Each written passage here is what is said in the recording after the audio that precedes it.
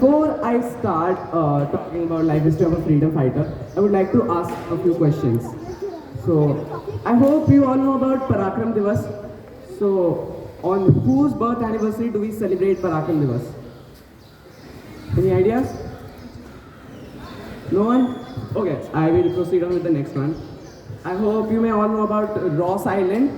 If not, Ross Island is an island in the Andaman and Nicobar Islands. It was renamed and it was to be named after a freedom fighter.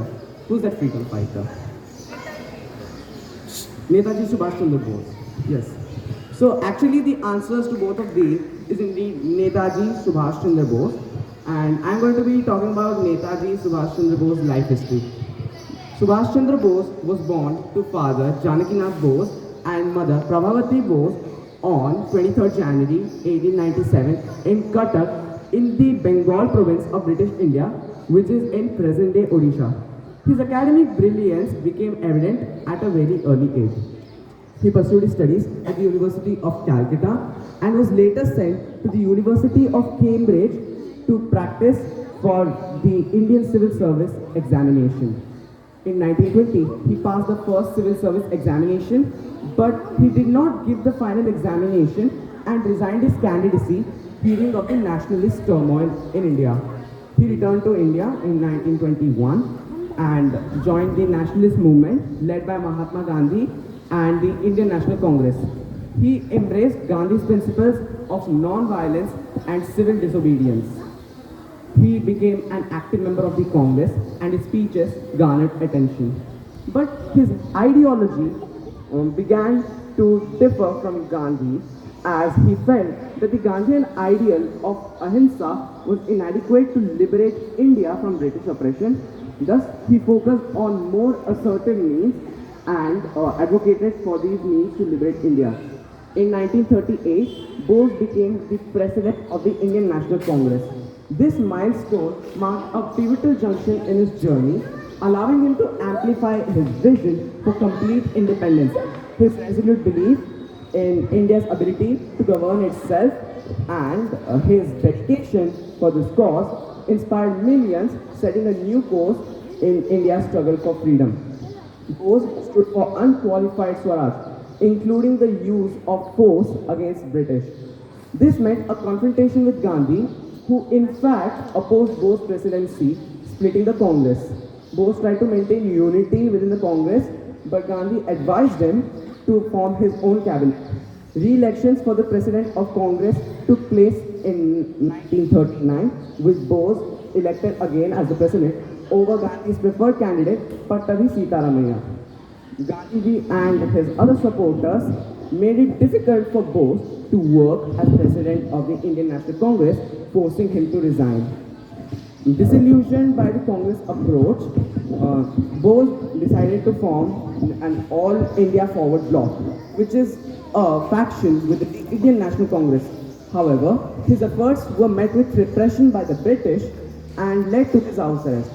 But his brave spirit refused to be contained. In a daring escape of 1941, he set out on a journey to seek international support for India's liberation.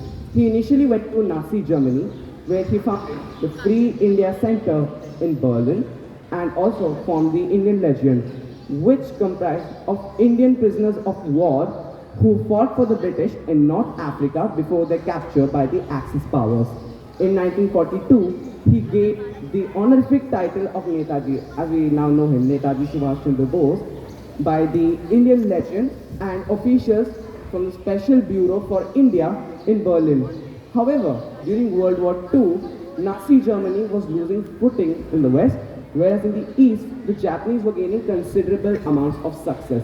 Therefore, Bose decided to go to Japan in 1943, where he revived the Indian National Army, which was initially formed in 1942, but were disbanded in December.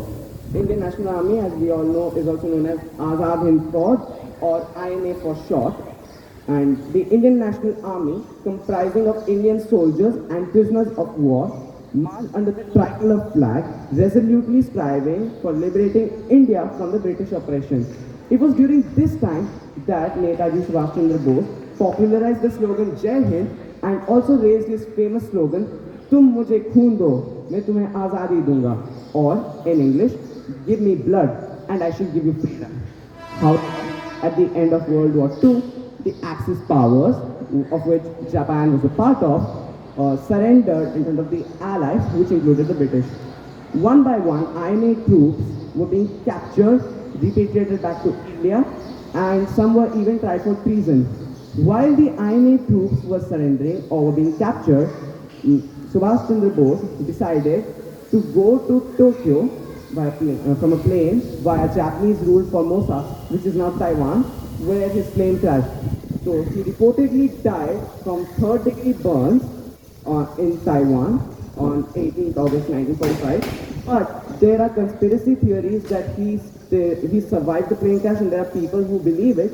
However, there is not much information supporting this, and Bose's legacy is not merely a chapter in history. It is a testimony to the undying spirit of India's quest for freedom. As we reflect on his life and contributions, we must honor his memory by upholding the values that he cherished: courage, resilience, and unwavering commitment for a better future. He let his ideals and his legacy inspire us and guide us on our ongoing journey towards a more just and prosperous India. Thank you and Jai Hind.